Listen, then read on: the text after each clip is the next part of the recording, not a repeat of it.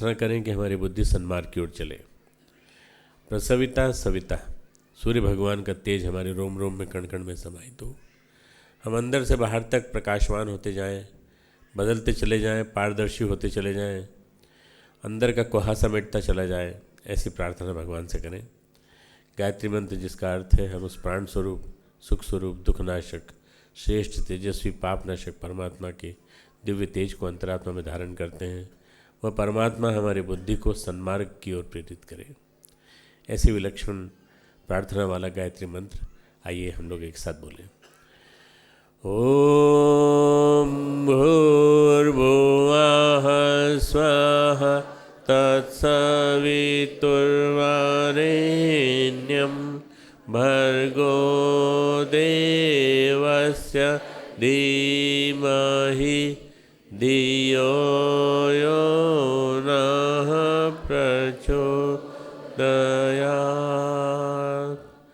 ओम गुरुर्ब्रह्मा गुरुर्विष्णु गुरुरेव महेश्वरः गुरुः साक्षात् परब्रह्म तस्मै श्री गुरुवे नमः। अखण्डमण्डलाकारं व्याप्तं येन चराचरं तत्पदं दर्शितं येन तस्मै श्री गुरुवे नमः। मातृवत् लालयित्री च पितृवत् मार्गदर्शिका नमोस्तु गुरुसत्तायै श्रद्धा प्रज्ञायुताचया श्रद्धा प्रज्ञायुताचया। परम पूज्य गुरुदेव और परम वंदनीय माता जी की सूक्ष्म उपस्थिति में आज उन्हीं के आध्यात्मिक जन्म दिवस पर, वसंत पर्व पर यहाँ विराजमान हमारे देश विदेश से आए हुए सभी कार्यकर्ताओं, सभी हमारे देवतुल्य भाइयों, देवी स्वरूपा बहनों, शक्ति स्वरूपा माताओं, शांति कुंज और विश्वविद्यालय की और ब्रह्मवर्चस्व के हमारे कार्यकर्ता भाइयों बहनों, हमारे दूर दूर तक बहुत दूरस्थ स्थानों पर बैठे हुए इस प्रसारण को सुन रहे हमारे सभी भाइयों बहनों, वसंत के 3 भाव होते हैं। वसंत जब आता है, जी ने अपनी दृष्टि से बताया वसंत और संत के साथ, मैं वसंत के भाव बोलना चाहता हूँ कि वसंत का मतलब है कि प्रकृति एक उल्लास और एक श्रृंगार रचकर आती है, क्योंकि षष्ठी का जन्म होने वाला है। षष्ठी का जन्म होता है नूतन संवत्सर पे, 31 मार्च को इस साल आने वाला है। तो उसके पहले वसंत जो है वो नव उल्लास लेकर आता है। आपने कभी मालूम नहीं देखा कि नहीं, किसी गर्भवती महिला को 8वें महीने में कितना चेहरे पे तेज होता है, कितना उसका विलक्षण सौंदर्य होता है। अगर उस महिला को देखें, उस नारी को देखें, उस नारी शक्ति को देखें, तो आपको पता चलेगा कि जो अंदर गर्भ को धारण किए हुए है, उस गर्भ में बालक जो पल रहा है, उस बालक को पालने के लिए जो उसके मन में जो ऊर्जा है, वो ऊर्जा दिख रही है सीधी साक्षात भगवान नज़र आता है उस गर्भवती माता के 8वें महीने के अंदर। ये जो स्वरूप है, आज से लगभग 24 दिन बाद मित्रों, 40 दिन बाद हमारी होली का पर्व आएगा और उसके 14 दिन बाद हमारी नूतन संवत्सर चैत्र नवरात्रि पावन पर्व का शुरुआत हो जाएगी। तो ये जो शुरुआत है, ये विलक्षण शुरुआत है। एक ठिठुरन भरी एक हेमंत ऋतु का अंत और समापन के साथ साथ श्रृंगार निकल के आ जाना। आज जो धूप निकली है, इससे आप लोग बहुत ज़्यादा खुश मत होना अभी कि ये बहुत अच्छी निकली है, वसंत आ गया। अब इसके बाद ठंड अभी और पड़ेगी थोड़े दिन और, क्योंकि ये माघ शुक्ल पंचमी को आता है वसंत पर्व। परंतु अभी वसंत ऋतु आई नहीं है, वसंत ऋतु इसके बाद आती है। पर माघ शुक्ल पंचमी को ये हमें संकेत देने आती है कि अच्छा समय आ रहा है, बुरा समय नहीं है, अच्छा समय आने वाला है, गर्मा गर्मी आने वाली है और ये जो ठिठुरन है ये समाप्त हो जाएगी। इसलिए ज़्यादा चिंता मत करना, ज़्यादा परेशान मत होना। ये एक संकेत देती है आशावाद का, एक संकेत देती है हमारे जीवन में ऑप्टिमिज्म आना जाए, ऑप्टिमिज्म ऐसा आ जाए कि हम नई चीज़ों के लिए तैयार रहें, नए शुरुआतों के लिए तैयार रहें, अपने आप को तैयार कर लें, अपने अंदर जोश भर लें और उस जोश के साथ हम आगे आने वाले समय की तैयारी करें। इसलिए ये वसंत इतना महत्वपूर्ण है कि वसंत ऋतु परम पूज्य गुरुदेव ने जानबूझ करके चुना। अपने गुरु के आगमन के साथ इसको वसंत पर्व को उन्होंने मिशन का आध्यात्मिक जन्म दिवस, आज मिशन का जन्म दिवस, परम पूज्य गुरुदेव का जन्म दिवस, प्रकृति का जन्म दिवस, मतलब ये तीन तीन शुरुआत आज के दिन हो जाती हैं। आज की शुरुआत के बाद प्रसव होता है नूतन संवत्सर चैत्र नवरात्रि के साथ, और उस दिन हम तप के साथ शुरुआत करते हैं। तप वसंत के साथ जुड़ा हुआ है। तप सबसे बड़ी बात, महत्वपूर्ण बात, तप। तप के बिना ये सृष्टि नहीं रची जा सकती थी। तप से ही सृष्टि का सृजन हुआ है और उसी से ये सारी की सारी जो आप समझते हैं आज दुनिया भर में जो असुरता छाई पड़ी है, इस असुरता को मिटाने का अगर पुरुषार्थ कोई कर सकता है तो वो तप ही कर सकता है। तप प्रहार करता है, तमस पर प्रहार करता है। तप जब सामूहिक रूप से तप होने लगता है तो, और सामूहिक रूप से तप होने पर बहुत जम के कुठाराघात करता है। आज चारों तरफ कुहासा छाया पड़ा है, आज चारों तरफ तमस ही तमस है।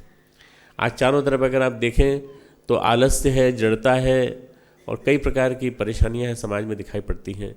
हमें सामूहिक बलात्कार होते दिखाई पड़ते हैं। हम चुपचाप होकर किताब न्यूज़ पढ़ कर के, मैगज़ीन पढ़ के हम रह जाते हैं, न्यूज़ देख कर के चुप रह जाते हैं। इतना संगीन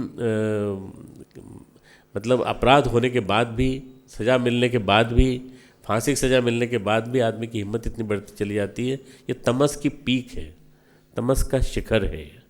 तमस यानी हमारे तीन गुण हैं, तमोगुण, रजोगुण, सतोगुण। ये तमोगुण जो है, तमोगुण की प्रखरता है, तमोगुण की पीक है।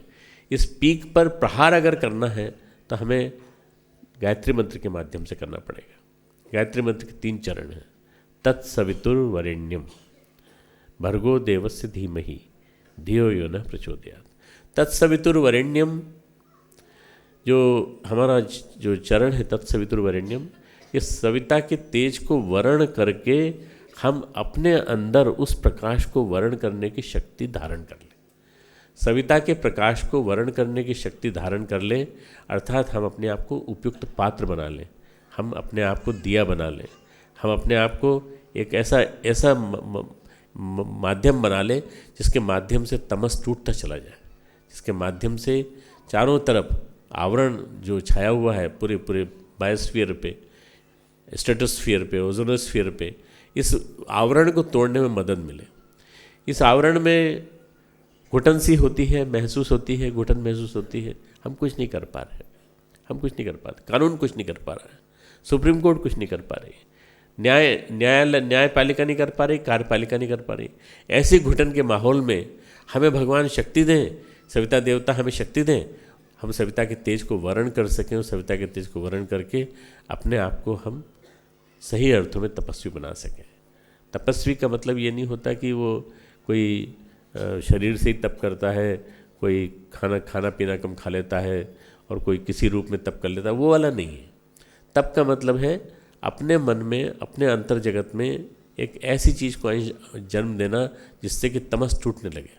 हमारे अंधकार, हमारा आलस्य, हमारे अंदर जो छाया हुआ निराशावाद है, हमारे अंदर जो छाई हुई उदासीनता है, समाज में क्या हो रहा है इससे क्या मतलब हुई। मित्रों, हमारे देश की आज़ादी जब आई तो देश की आज़ादी में गांधी जी ने किसी ने पूछा कि गांधी जी आप आज़ादी के लिए जल्दी क्यों नहीं करते, भगत सिंह ने शहादत दे दी, अब आप क्यों नहीं करते। तो गांधी जी ने कहा कि आज़ादी भले थोड़ी देरी से आए पर मनुष्य तो तैयार हो, आदमी तो तैयार हो। आदमी तैयार नहीं होगा तो फिर क्या फ़ायदा। मनुष्य को तैयार करने का काम मैं कर रहा हूँ और मेरे बाद बहुत बड़े बड़े लोग आएंगे, वो लोग करेंगे। जब मनुष्य तैयार होगा तब जाकर इस देश को आज़ादी मिलेगी। मित्रों, चाहे आज़ादी समय पे मिली, चाहे असमय मिली, चाहे देर से मिली, किसी भी तरह से आप मान लें, पर वास्तव में सही अर्थों में परम पूज्य गुरुदेव उस आज़ादी को की शुरुआत में आए, आज़ादी की प्रक्रिया की शुरुआत में आए। जैसा जी ने कहा कि वो गए और स्वतंत्रता संग्राम सेनानी के रूप में गए, वो गुरुदेव ने स्वतंत्रता संग्राम सेनानी के रूप में एक बार 3 साल के लिए भागीदारी करके उसके बाद अपने आप को उससे अलग कर लिया।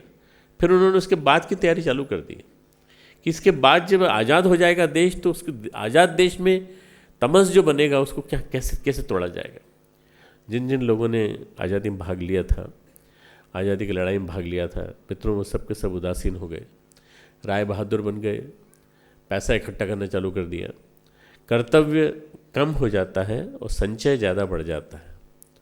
जब आदमी की मनोकामनाएं बहुत ज़्यादा बढ़ जाती हैं, जब आदमी की प्रवृत्तियां बढ़ जाती हैं, आदमी की प्रवृत्ति ये हो जाती है कि ज़्यादा से ज़्यादा इकट्ठा कर लिया जाए और कर्तव्य कम से कम किया जाए, काम कम से कम और ज़्यादा से ज़्यादा संचय, ज़्यादा से ज़्यादा इकट्ठा करने की प्रवृत्ति, तो ये तमोगुण बढ़ाती है। इस तमोगुण पर प्रहार करता है तत्सवितुर्वरेण्यम। ये गायत्री मंत्र की विशेषता है और किसी मंत्र में भी विशेषता नहीं है। ये तमोगुण पर प्रहार करके, तमोगुण को तोड़ करके और एक ऐसी मानसिकता तैयार करना, एक ऐसा स्वरूप तैयार करना जिससे कि वास्तव में हमारे अंदर वो एक नई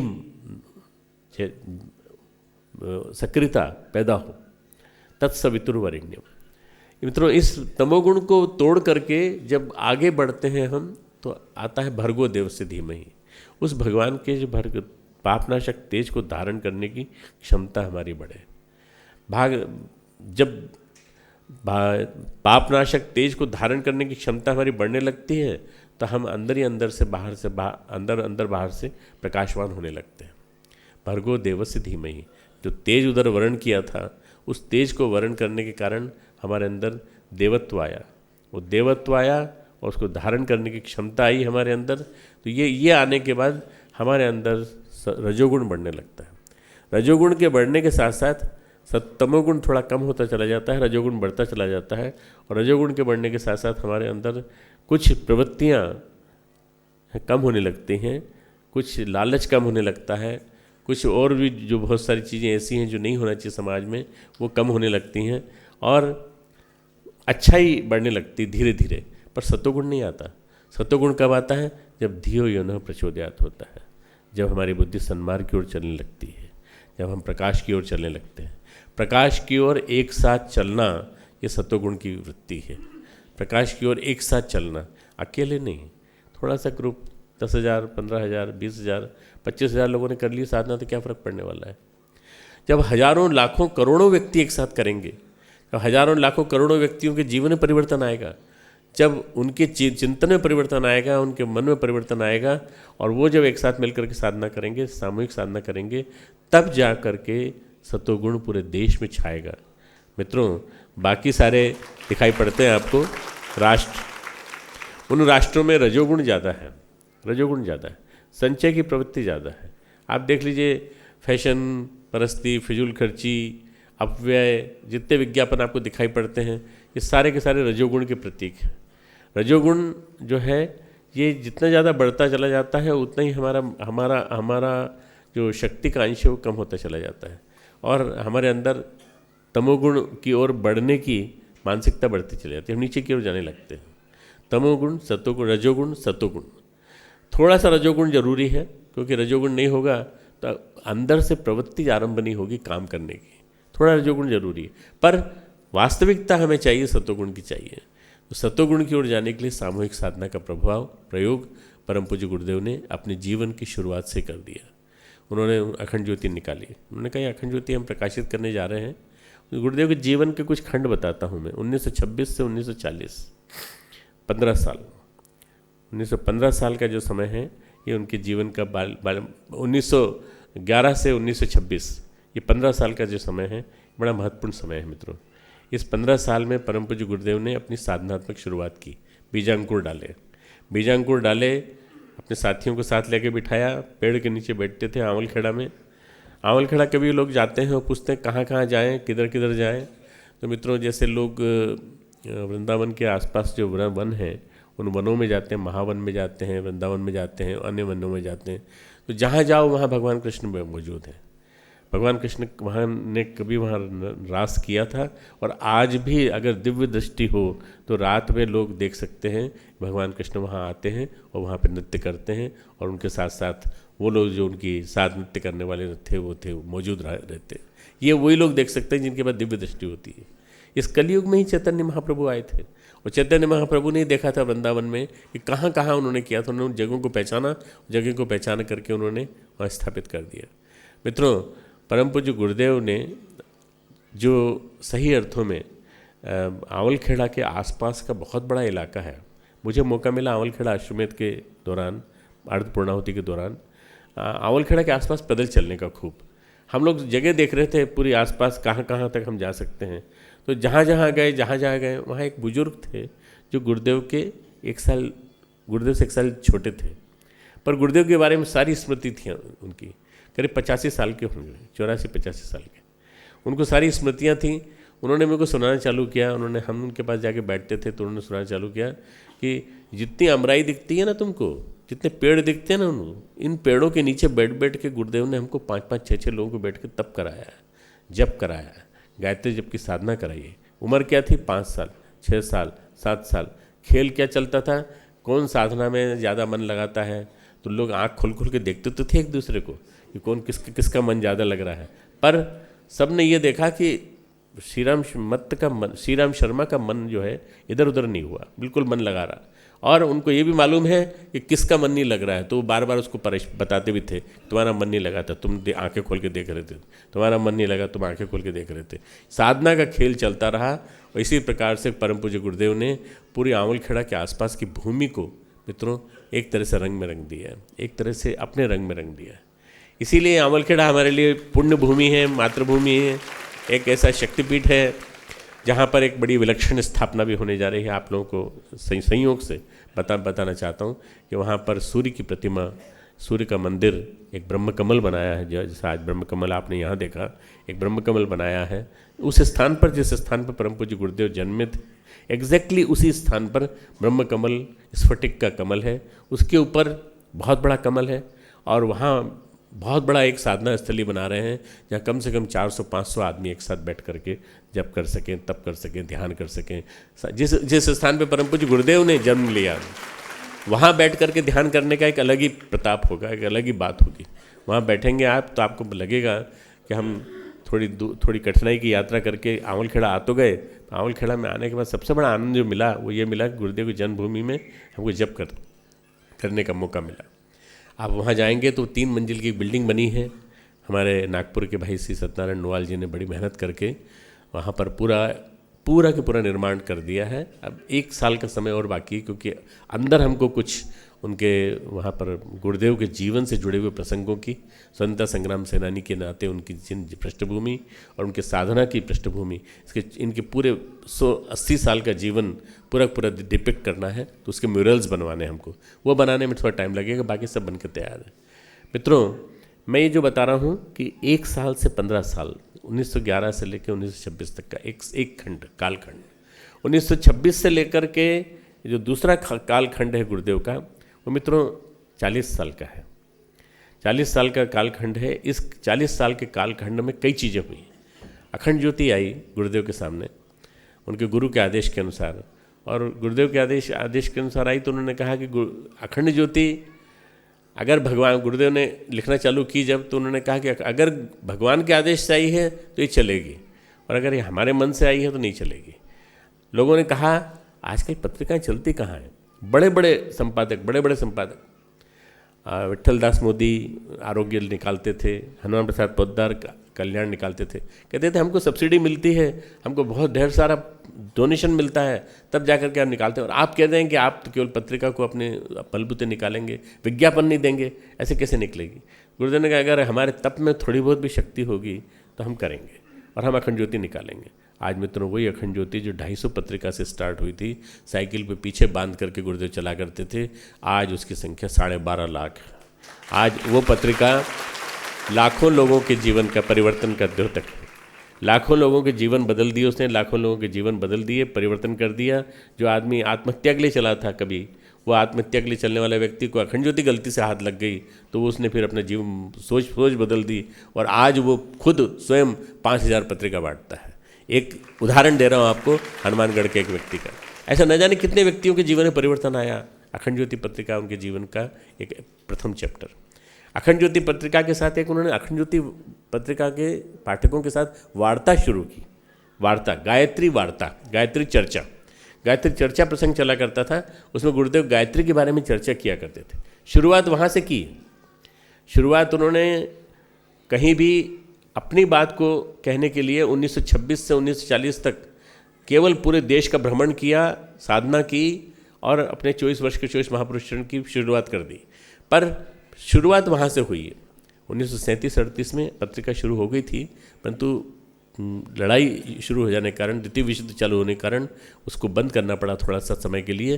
पर हाथ के छापे खाने से, हाथ के पेपर पर उन्होंने पेपर में छाप करके पत्रिका गुरुदेव ने निकाली और मेहनत की। और मित्रों, उस मेहनत में वंदनीय माता जी का भी हाथ है। और बाद के अंशों में जब जीजी का जन्म हुआ होगा तो जीजी का भी हाथ है उसमें। जीजी उसकी वो बाइंडिंग करती थी और ये करती थी। सतीश भाई साहब का भी हाथ है, सबका हाथ है। न जाने कितने लोगों के हाथ लगे हैं उसमें। 40-50 घर में लोग रहते थे, छोटा सा घर था, पर उस घर में 40-50 लोग रहा करते थे, जो पढ़ पढ़ के न जाने कहाँ कहाँ निकल गए। वो सब अखंड ज्योति बनाया करते थे, अखंड ज्योति को तैयार किया करते थे। मित्रों, उस अखंड ज्योति के बाद परम पूज्य गुरुदेव ने गायत्री वार्ता आरंभ की। गायत्री वार्ता आरंभ करने के बाद, गायत्री चर्चा आरंभ करने के बाद गुरुदेव ने 6 आना सीरीज़ की किताबें निकालना चालू की। एक एक किताब, एक एक अंक को एक एक किताब के रूप में कन्वर्ट कर दिया। मैं क्या हूँ, एक उपनिषद निकाला सबसे पहले, प्रज्ञोपनिषद। एक ऐसा उपनिषद जिसके माध्यम से गुरुदेव ने आत्मोपनिषद, मैं क्या हूँ, मैं पहले अपने आप को जानूँ। अगर आप में से किसी को भी गुरुदेव को जानना हो, अगर आप में से किसी को भी गुरुदेव को सही अर्थों में मर्म से पहचानना हो, तो आप मैं क्या हूँ जरूर पढ़ना। मैं क्या हूँ पुस्तक 1939 की लिखी हुई है। इतनी पुरानी किताब में कितना गूढ़ उपनिषद समाया हुआ है। एक एक पन्ना, और उसके बाद हर अध्याय के अंत में प्रश्न पूछे गए हैं, फिर उनके उत्तर दिए गए हैं, और आपकी प्रश्नोत्तरी के माध्यम से आपका जवाब हो सकता है। हमने ये मैं क्या हूँ पुस्तक के ऊपर मित्रों विदेश में भी सेशन चलाए हैं, भारत में भी सेशन चलाए हैं। आप लोग भी पढ़ना चालू करेंगे तो आप सही अर्थों में गुरुदेव के कर्ज को चुका पाएंगे। इसलिए मैं क्या हूँ 1939 की। उसके बाद किताबें छोटी छोटी निकली और उसके पश्चात गायत्री तपोभूमि का निर्माण हुआ, सब कुछ हुआ। ये 40 साल का पीरियड चल रहा है, 40 साल का पीरियड। इस 40 साल के पीरियड में गायत्री तपोभूमि के निर्माण के पश्चात परम पूज्य गुरुदेव ने सोचा कि अखंड ज्योति पत्रिका निकल गई, किताबें छप रही हैं, किताबें निकल रही हैं, और गायत्री महाविज्ञान के रूप में मैंने एक ग्रंथ भी लिख दिया, वो सब लोगों तक जा रहा है, पर प्रत्यक्ष चमत्कार दिखाई नहीं पड़ रहा। प्रत्यक्ष चमत्कार क्या होना चाहिए, ये एक आम आदमी होने के नाते किसी के मन में आ सकता है कि सिद्धि क्या है, सिद्धि क्या है, मेरी सिद्धि क्या है। उन्होंने कहा तुम सिद्धि जान देखना चाहते हो। गुरुदेव के गुरुदेव अंदर से उभरे, साक्षात सामने आए, बोले तुम सिद्धि देखना चाहते हो, तुम सिद्धि देखना चाहते हो तो तुम एक काम करो, तुम सामूहिक उपासना करवाओ, सामूहिक साधना करवाओ। तुम ऐसा करो, तुम करीब 10,000, 15,000, 20,000 जिन व्यक्तियों से तुमने संपर्क किया उन सबसे कहो कि वो लोग 1,000 व्यक्तियों को चुने और 1,000 व्यक्तियों से गायत्री जप कराएं। फॉर्म भरवाएं, फॉर्म भरवा करके उनसे जप करवा करके मंत्र लेखन कराएं, और मंत्र लेखन करा के गांव-गांव, घर-घर, हर जगह पूरे में वो मंथन हो जाए अच्छी तरह से। 1.5 साल तक, 2 साल तक, पौने 2 साल तक जब तुम कर लो, तब तुम एक बड़ा यज्ञ करना। और उस यज्ञ में 1008 कुंडी यज्ञ में, जिसके गुरुदेव जी ने उदाहरण दिया, 1008 कुंडी यज्ञ में देवी शक्तियाँ आएंगी, देवी देवता आएंगे, और मैं स्वयं, गुरुदेव ने, दादा गुरुदेव ने कहा, मैं स्वयं मौजूद रहूँगा उस यज्ञ में, और उसके बाद तुम चमत्कार देखना कितना बड़ा चमत्कार होता है। मित्रों, वो 1958 का सहस्त्र कुंडी यज्ञ, सहस्त्रांशु यज्ञ कहा जाता है। सहस्त्रांशु यज्ञ एक तरह से कहा जाता है कि इतना बड़ा यज्ञ उस समय तक गायत्री के क्षेत्र में कहीं नहीं हुआ था, जो गुरुदेव ने किया था। लगभग 6 से लेकर 8 लाख व्यक्ति उसमें आए, और सबके लिए व्यवस्था पूरी हुई। व्यवस्था कैसे पूरी हुई आपको मालूम है, जी ने बताया कि व्यवस्था पूरी करने के लिए देवी सत्ताएं स्वयं से सहयोग कर रही थी। और उन सब यज्ञ के वातावरण के पश्चात, यज्ञ बन जाने के बाद, यज्ञ की तैयारी हो जाने के बाद, यज्ञ पूरा हो जाने के बाद, मित्रों गुरुदेव ने जब देखा तो उन्होंने देखा कि इतना बड़ा परिवार खड़ा हो गया है, लाखों लोगों का परिवार खड़ा हो गया। और ये गायत्री परिवार के संगठन की शुरुआत थी। बस ये यहाँ गायत्री परिवार के संगठन की शुरुआत हो जाने के बाद गुरुदेव हिमालय चले गए, और हिमालय से लौटने के बाद उन्होंने वहाँ से आने के बाद विभिन्न ग्रंथों का भाष्य करने के बाद उन्होंने सबसे बड़ी जो हमको दिया, जो योजना दी, वो दी उन्होंने 1962 में युग निर्माण योजना और युग निर्माण सत्संकल्प। हम ईश्वर को सर्वव्यापी न्यायकारी मानकर उसके अनुशासन को जीवन में उतारेंगे। शुरुआत यहाँ से की, हम यहाँ से शुरुआत करते हैं। हम अपने शरीर को भगवान का मंदिर समझकर आत्म संयम और निमित्त द्वारा भगवान की अपने आरोग्य की रक्षा करेंगे। ऐसे 18 सूत्र उन्होंने दिए और ये कहा 18 सूत्र किसी भी मंदिर, किसी भी देवालय, किसी भी धर्म संप्रदाय आदि के लिए वैलिड है। वहाँ ये बोले जा सकते हैं, वहाँ ये जीवन में उतारे जा सकते हैं। और ये इन 18 सूत्रों के ऊपर युग निर्माण योजना का, युग निर्माण संकल्प के ऊपर धुरी पर युग निर्माण योजना की आधारशिला रखी गई। और उसके बाद गुरुदेव ने महाकाल और युग प्रत्यावर्तन प्रक्रिया को एक अंजाम दिया कि महाकाल आ गए हैं और महाकाल युग प्रत्यावर्तन प्रक्रिया करने जा रहे हैं। प्रज्ञावतार 10वां अवतार के तीन अंश थे। पहला अंश था रामकृष्ण परमहंस विवेकानंद, दूसरा अंश था श्री अरविंद और महर्षि रमन, जिन्होंने तप करके सूक्ष्म जगत को तपाया, उसके माध्यम से सारी शहीद आत्माएं निकली। और तीसरा अंश है युग निर्माण योजना। गुरुदेव ने अपना नाम नहीं लिया। महापुरुषों में सबसे बड़ी जो खासियत, जो अवतारों में खासियत है, सबसे बड़ी बात, अवतार खुद नहीं कहता मैं अवतार हूँ। श्री कृष्ण ने आखिरी तक नहीं कहा मैं अवतार हूँ, पर वो लीला रचते रहे। परम पूज्य गुरुदेव ने आखिरी तक नहीं कहा मैं अवतार हूँ, पर वो लीला रचते रहे और सारी की सारी लीला रचते रहे। और गुरुदेव का जो 1926 से शुरू हुआ था 40 साल का पीरियड 1966 में समाप्त हुआ। मित्रों 1911 से लेकर 1926, 1926 से लेकर 1966 और बाकी का पीरियड आप जानते हैं 24 साल का पीरियड। ये 24 साल का पीरियड जो है मित्रों सबसे महत्वपूर्ण है। इस 24 साल के पीरियड में हमारा मिशन का आधार मजबूत हुआ। गायत्री तपोभूमि के बाद गुरुदेव ने अखंड ज्योति यहाँ आने के बाद अखंड ज्योति संस्थान से जो घी का दीपक था, अखंड दीपक जलाया था, उसको यहाँ ला के रखा और यहाँ पे सारी ऋषि परंपराओं को प्रज्वलित उन्होंने यहाँ पे पुनर्जीवित किया।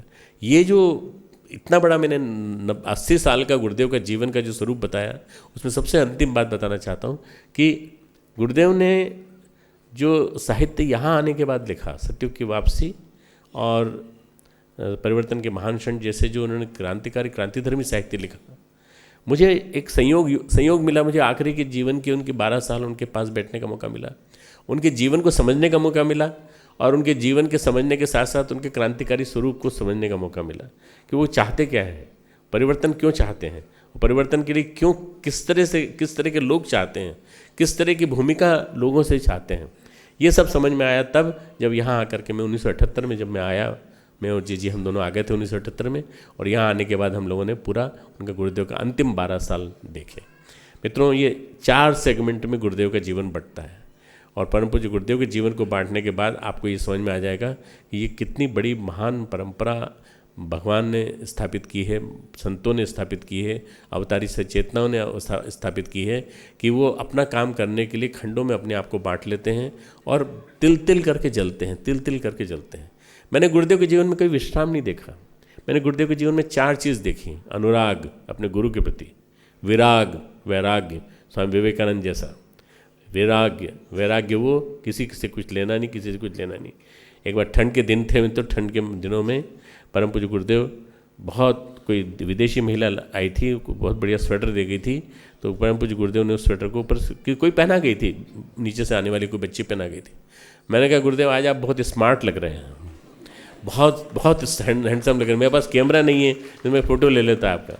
तो बोले अरे ये तो ठंडक से बचने के लिए है, लो तुमको ऐसा लगता है कि तुमको अच्छा लगता है तो तुम पहन लो। उतार के दे दिया उन्होंने मुझे। मतलब अपना सब कुछ लुटा दिया उन्होंने जीवन भर। आखिरी समय में उनकी अलमारी में केवल माताजी और गुरुदेव की तस्वीर और एक जो माताजी ने कभी कोई एक भेंट दी होगी, एक पेन, बस वो रखा हुआ था। पूरी अलमारी खाली थी, एक जोड़ी कपड़े खादी के जो रखे रहते थे गुरुदेव के, बस इसके अलावा कुछ नहीं। विराग, अनुराग, विराग। तीसरा उनका जो स्वरूप है मित्रों, वसंत का जो स्वरूप समझ में आता है, वो समझ में आता है वीरता, वीर भाव। और चौथा स्वरूप जो समझ में आता है वो है बलिदान, अपने आप को बलिदान कर देना, शहीद भगत सिंह की तरह से, संस्कृति के लिए, देश के लिए, विश्व मात्र के लिए अपने आप को समाप्त कर देना। पूरा तरह से तिल करके जल करके सारा, कहीं न जाने हजारों लाखों करोड़ों व्यक्तियों के जीवन में परिवर्तन आया। न जाने कितने लोग आज उनको याद करते हैं, जरा जहाँ उनका नाम आता है वहाँ तुरंत बोल पड़ते हैं, अच्छा वो आचार्य श्री राम शर्मा, अच्छा वो अखंड ज्योति वाले। मित्रों न जाने कितने अनजाने व्यक्ति, मुझे बड़ा आश्चर्य होता है, और आश्चर्य मुझे नहीं होना चाहिए, परंतु मुझे जब तब होता है जब लोग मुझे देख करके तुरंत गुरुदेव का नाम लेकर याद करते हैं कि आप उनके आप संदेशवाहक हैं, उनकी परंपरा को आगे बढ़ाने वाले हैं। चाहे हवाई जहाज हो, चाहे हवाई अड्डा हो, चाहे वो भीड़ हो, चाहे कहीं भी हो, हजारों लाखों की भीड़ में भी लोग न जाने कितने करीब सैकड़ों लोग मिल जाते हैं जो पहचान लेते हैं हमारे माध्यम से। आपके माध्यम से यदि लोग पहचानने लगें गुरुदेव को कि आप गुरुदेव के सिद्ध शिष्य हैं, तो मैं समझूंगा तप जो है तमस को मिटाने वाला ये आपके अंदर आ, गुरुदेव के तप का अंश आपके अंदर आना चाहिए।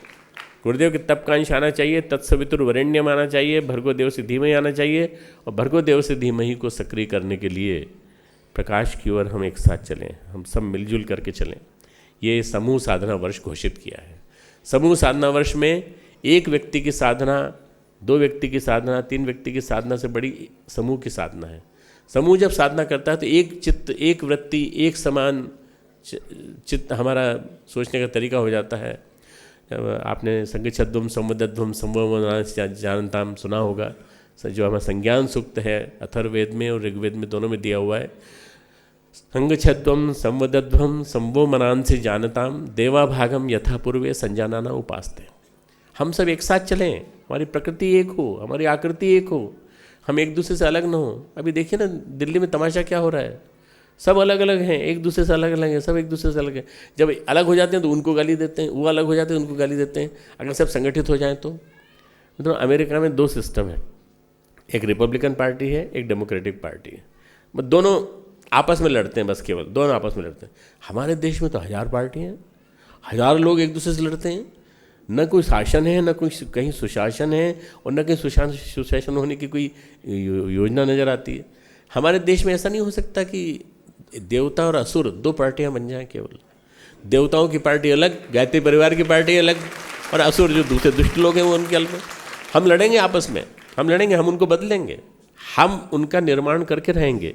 हम उनका निर्माण करके रहेंगे तो फिर क्या हो जाएगा, फिर एक पार्टी हो जाएगी, एक पार्टी हो जाएगी, और वो देवताओं की पार्टी होगी, श्रेष्ठता में विश्वास करने वालों की होगी। ये समूह साधना इसी के लिए, सारे वातावरण को गायत्री में बनाने के लिए, सारा वातावरण गायत्रीमय बने, वातावरण को गायत्रीमय बनाने के लिए और गायत्रीमय वातावरण बनाने के लिए पूरे के पूरे माहौल में गायत्री का हमको शंखनाद करना पड़ेगा। और उसके लिए हमको जगह जगह शुरुआत 5 मिनट से करें।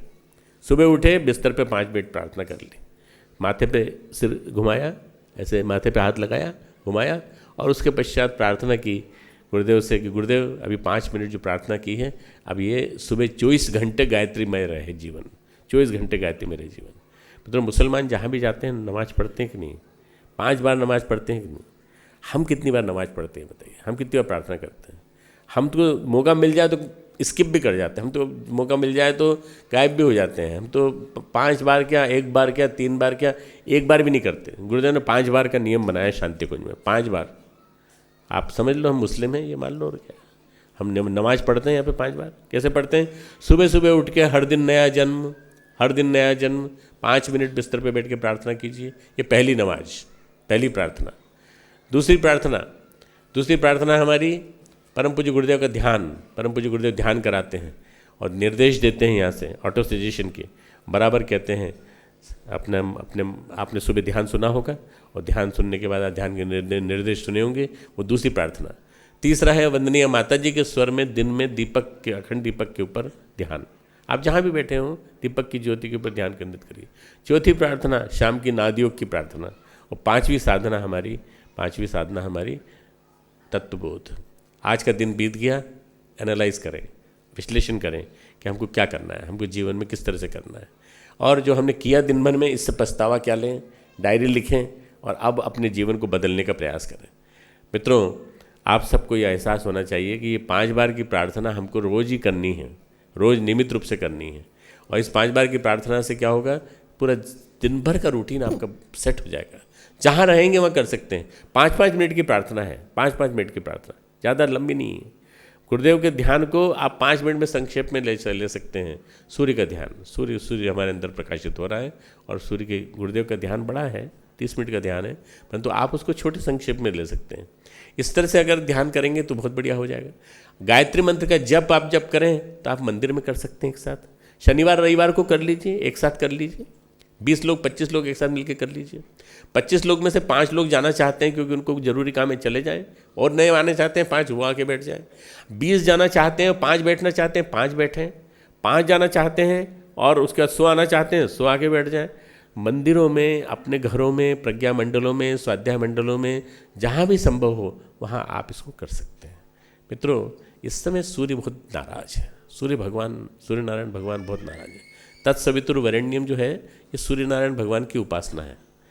सूर्य नारायण भगवान को आप शांत करना चाहते हो, इनके वो बहुत ज़्यादा आ रहे हैं, सौर कलंक बहुत ज़्यादा आ रहे हैं, सूर्य की लपटें बहुत ज़्यादा आ रही हैं और पृथ्वी तक स्पर्श कर रही हैं, पृथ्वी तक को टच कर रही हैं।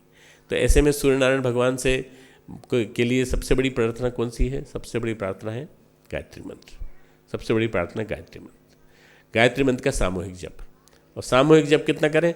5 मिनट कह रहा हूँ ना मैं आपसे, मिनिमम 5 मिनट से लेकर के आप 2 घंटे कर लीजिए, 1 घंटे कर लीजिए, 2 घंटे कर लीजिए, 3 घंटे कर लीजिए, जितना आपसे बन पड़े। आप प्रतिदिन कर सकें तो ठीक है, नहीं कर सकें प्रतिदिन 5 मिनट तो करिए कम से कम। और उसके बाद आप सामूहिक रूप में शनिवार रविवार का दिन आपको मिलता है, उसमें 1 घंटा करिए सामूहिक साधना। इससे क्या होगा? इससे वातावरण बनेगा, बादल बनेंगे, बिजली बरसेगी, चारों तरफ घनघोर घटा वर्षा होगी, और ये जितना भी आपको कुहासा दिखाई पड़ता है, ये सारा तमस का जो कुहासा चारों तरफ छाया पड़ा है, ये मिट जाएगा, ये निकल जाएगा। इसकी वजह से घुटन हो रही है। अगर आपको मच्छरों को मारना हो कभी, मच्छर कहाँ से उठते हैं? नाली की कीचड़ से। नाली की कीचड़ पे अगर आप एक ड्रम ऑयल डाल दें, पुराना ऑयल डाल दें कोई सा भी, तो ऑयल की वजह से लार्वा नीचे दब जाता है, और लार्वा नीचे दब जाने से क्या हो जाता है कि लार्वा ऊपर नहीं आ पाता, तो मच्छर पैदा नहीं हो पाता। तो इसलिए सबसे बढ़िया मारने का तरीका ये है कि वहीं पर दबा दिया जाए उसको। ऐसे ही सूक्ष्म जगत में ऑयल फैल गया है, कुहासा फैल गया है, और ये ऑयल है हमारी ईर्ष्या का, हमारे द्वेष का, हमारे क्रोध का, हमारे अनास्था का, हमारे जलती हुई बहुओं का, हमारे जो निरंतर अनाचार हो रहा है हमारी बहनों के ऊपर, हमारी माँओं के ऊपर, हमारी बेटियों के ऊपर, इन सब का, इस कुहासे को मिटाना है तो बिना सूर्य की शक्ति के माध्यम से हम नहीं कर सकते मित्रों। सूर्य की शक्ति को आमंत्रित करना पड़ेगा, और सूर्य की शक्ति को आमंत्रित करने के लिए एक अकेले से काम नहीं चलेगा। ना अग्नि नये सुपथार आए, हे अग्नि हमें सतपथ पर ले चलो, हे धियो यो न प्रचोदयात, न प्रचोदयात, हम सबको अच्छे मार्ग पर ले चलो, प्रकाश के मार्ग पर एक साथ ले चलो। ये वाली प्रार्थना हमको करनी पड़ेगी मित्रों। ये हमारे ऋषियों की सबसे बड़ी विशेषता ये है कि वो हम की बात करते हैं। ईशावास्य उपनिषद में 16वें नंबर का मंत्र आता है, उसमें आता है कि हे अग्नि देवता, आप हमें प्रकाश दीजिए, और प्रकाश दे करके हम सबको एक साथ सद्बुद्धि की मार्ग पर चलने की प्रेरणा दीजिए। उसके बाद फिर लास्ट मंत्र आता है, अग्नि नये सुपथाराय अस्मान विश्वानि देव वयुनानि विद्वान योयोध्यस्म जोराण मेनो भूयिष्ठाम तेन मुक्तिम विधेम। यह अंतिम मंत्र है उसका। एक अकेला मंत्र 20 मंत्र वाला ईशावास्य उपनिषद इतना महत्वपूर्ण उपनिषद है मित्रों। यदि ये हम ऋषियों की सीख को यदि सीख जाए तो वास्तव में आनंद आ जाए। परम पूज्य गुरुदेव का साहित्य हम कि जितने लोगों तक पहुंचा सकेंगे उतना ही मित्रों हम घर घर तक गुरु ग्रंथ साहब को पहुंचा सकेंगे। जितना पंजाबियों में गुरु ग्रंथ साहब की महत्ता है उतनी यदि हम लोगों में हो जाए तो गुरु ग्रंथ साहब को वो लोग पढ़ते भी हैं और वो लोग पूजा भी करते हैं और सिर पर रखकर बाकायदा सम्मान के साथ ऊपर ले आते हैं। यानी विचारों को हम सम्मान देते हैं, गुरुदेव के विचारों, गुरुवर के विचारों को, हमारे 10 गुरुओं के विचारों को हम सम्मान देते हैं। तो वो वहाँ से स्वर्ण मंदिर से उठकर आता है और सामने जाता है, बहुत दूर जाता है, वहाँ से फिर अगले दिन फिर सुबह उठ के आता है, फिर उस स्वर्ण मंदिर में बैठता है और तब जा कर के फिर से उसकी पूजा होती है। उसको बाकायदा हवा चवर डुलाया जाता है और उसके बाद वहाँ रागी लोग फिर कीर्तन करते हैं, संकीर्तन करते हैं। क्या आपके मन में आता है गुरुदेव के जीवन का लिखा हुआ जितना साहित्य है वो सारा साहित्य हमारे घर में हो और उसको हम भी इसी प्रकार से पूजा करें, उसके समय समय पे हिस्से निकाल के हम भी पढ़ें और पढ़ कर के अपने जीवन में उतारने की कोशिश करें? क्या आपको ऐसा लगता है कि मैं अकेला ही नहीं पढ़ूँ बल्कि 1000 लोग पढ़ें? क्या आपको ऐसा नहीं लगता कि 1000 लोग नहीं पढ़ें, कई हज़ार लोग पढ़ें, 10,000 लोग पढ़ें, 1 लाख लोग पढ़ें? अगर ऐसा आता है तो सत साहित्य के माध्यम से हम एक बहुत बड़ा आवरण तोड़ सकते हैं। तमस को तोड़ने के लिए सविता का आवरण, सविता के वर्ण करना, और रजस को तोड़ने के लिए गुरुदेव के सत साहित्य को घर घर फैलाना, गुरुदेव के सत्य साहित्य को घर घर फैलाना, और उसके लिए अगर फिर से जिंदा करना पड़े तो झोला जिंदा कर लीजिए। झोले में शर्म आती है तो ब्रीफकेस ले लीजिए, ब्रीफकेस में गुरुदेव का साहित्य रखिए, और जहाँ जाए वहाँ खुद पढ़िए और औरों को पढ़ाइए। खुद जो आप पढ़ेंगे वही सामने वाले को पढ़ाएंगे, तो सामने वाले को लगेगा कि ये आदमी इतनी अच्छी किताब पढ़ रहा है, मुझे दे रहा है, मैं भी किसी और को पढ़ाऊंगा। उसको भी मोटिवेट करिए। 1 से 2, 1 से 10, 10 से 100, 100 से अनेक गुणा, ऐसे होते होते मित्रों बदलाव आता चला जाएगा। सत्य साहित्य गुरुदेव के घर घर पे पहुँचे। हम लोग की कोशिश है कि हमारे जीवित रहते कम से कम इतना हो जाए, गुरुदेव का साहित्य सभी भाषाओं में, सारा के सारा साहित्य गुरुदेव का सभी भाषाओं में अनुवादित हो जाए, ताकि आने वाले 1000 साल तक गुरुदेव का साहित्य जिंदा रहे और लोग उसको पढ़ते रहें और सुनते रहें, देखते रहें, उसके माध्यम से अनुप्राणित होते रहें। आज वसंत पर्व के दिन उल्लास, एक प्रकृति का जन्म, प्रकृति का सृष्टि, प्रकृति में एक उल्लास की पुलक, एक ऐसी पुलकन, एक हूक, एक उमंग ऐसी पैदा होती है कि आज से हम अपने जीवन को आशावादी बनाना चालू करें और अपने जीवन को उमंगों से भर दें।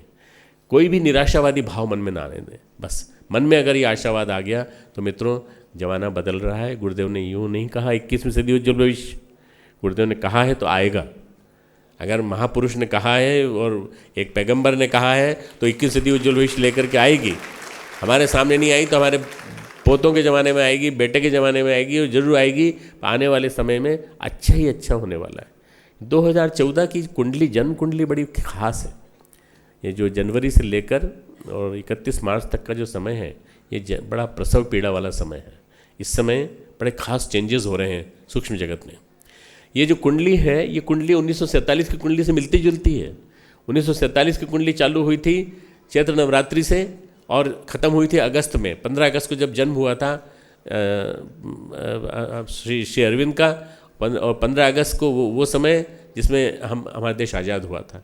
हमारा देश की आज़ादी और ये वाली कुंडली 1947 की कुंडली, 1914 कुंडली, 2014 कुंडली, दोनों एक जैसी हैं। 1947 के बाद उपयुक्त पात्र नहीं मिले, उपयुक्त लोग नहीं मिले, लोग रजस में इन्वॉल्व हो गए। परंतु अब सतोगुणी लोग आएंगे। 2014 से लेकर 2026 तक 12 साल का समय परिवर्तन का समय है, और ये युग परिवर्तन का समय है। ये इतनी बड़ी शुरुआत हो रही है मित्रों।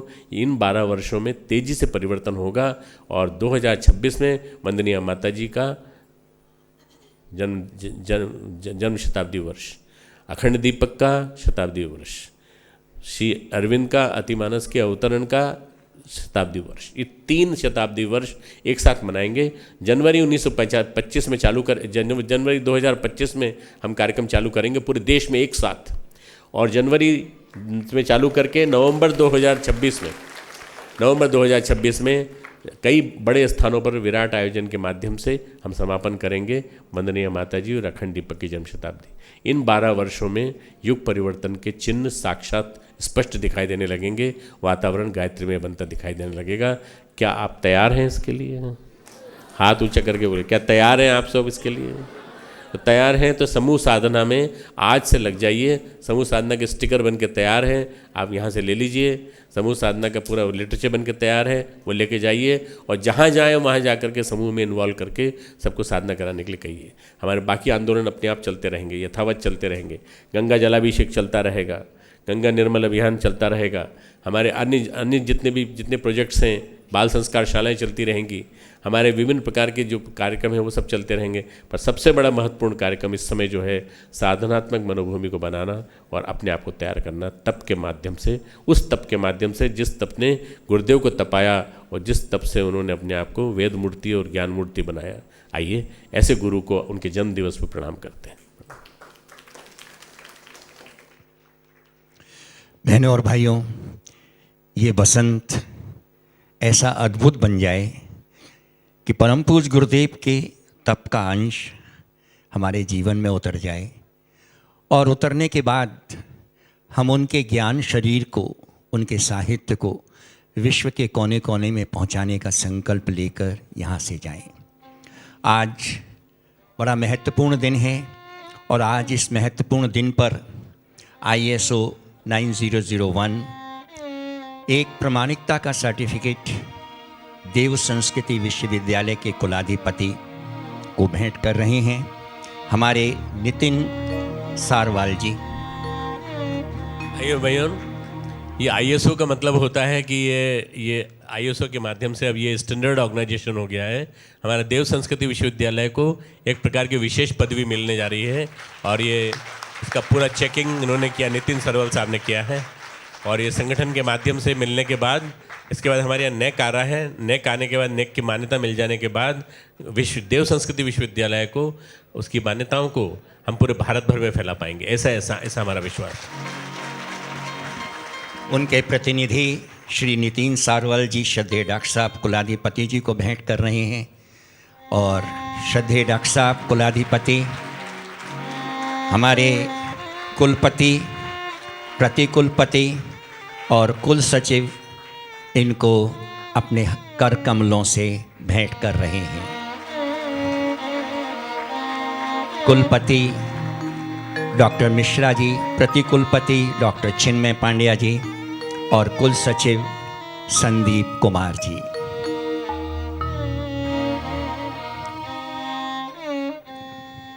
इन्हीं के साथ आज बड़ा महत्वपूर्ण दिन है कि 28 पुस्तकों का विमोचन यहाँ पर किया जा रहा है, जिसमें अंग्रेजी भाषा की 1, बांग्ला भाषा की 2, उड़िया भाषा की 3, मराठी भाषा की 6, नेपाली भाषा की 7, पंजाबी भाषा की 2, कन्नड़ भाषा की 7।